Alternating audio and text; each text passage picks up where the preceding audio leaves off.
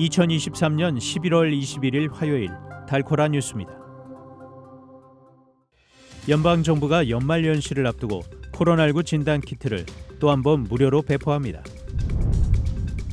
미국 내에서 낙태 허용에 대한 지지가 사상 최고치에 다다른 가운데 낙태권 문제가 대선판에도 영향을 미칠지 주목됩니다.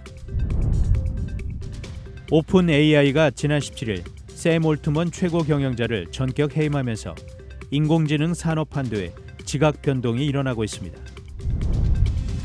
지난해 전 세계 50개국 인스턴트 라면 소비량이 1,122억 인분에 달한 가운데 이런 높은 판매고에는 서글픈 배경이 있다는 주장이 나왔습니다.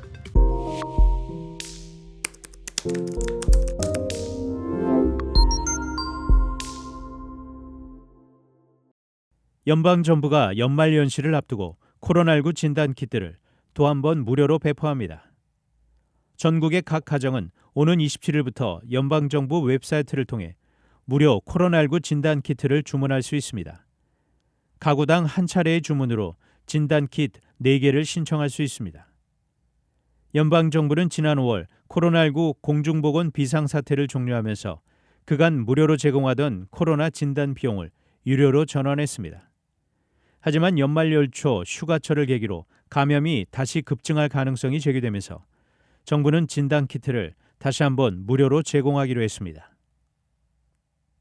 미국 내에서 낙태 허용에 대한 지지가 사상 최고치에 다다른 가운데 낙태권 문제가 대선판에도 영향을 미칠지 주목됩니다.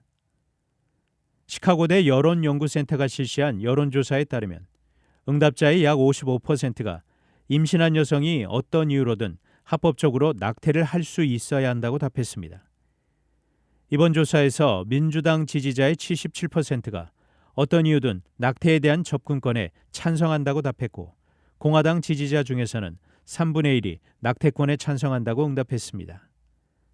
지난 7일 대선 경합주에서 치러진 주민투표와 주의회 선거 등에서 민주당이 연거푸 승리를 거두면서 낙태권이 내년 대선판에 최대 쟁점으로 부상할 것이라는 전망이 나왔습니다.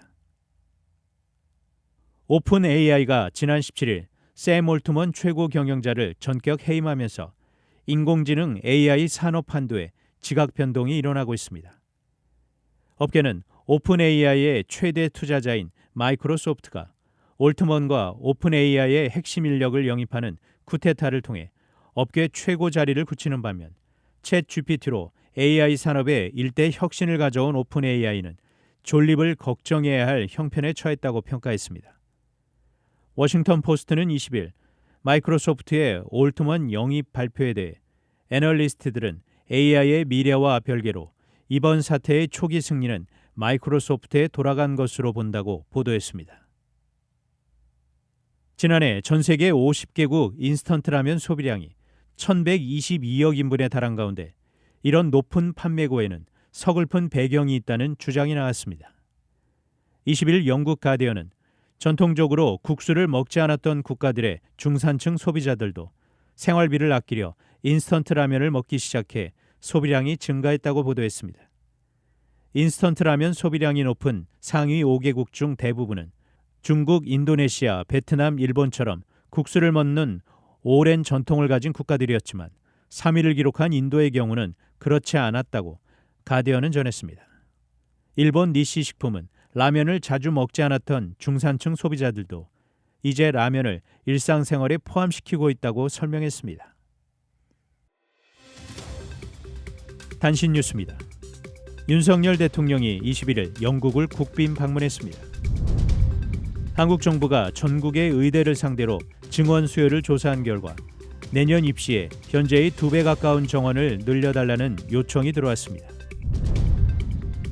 팔레스타인 무당단체 하마스의 정치 지도자인 이스마일 하니에가 이스라엘과의 휴전 협상이 합의에 가까워졌다고 주장했습니다. 중국과 사우디아라비아가 70억 달러 규모의 통화 스와프 협정을 체결했습니다. 지금까지 11월 21일 화요일 달코라 뉴스 최은준이었습니다.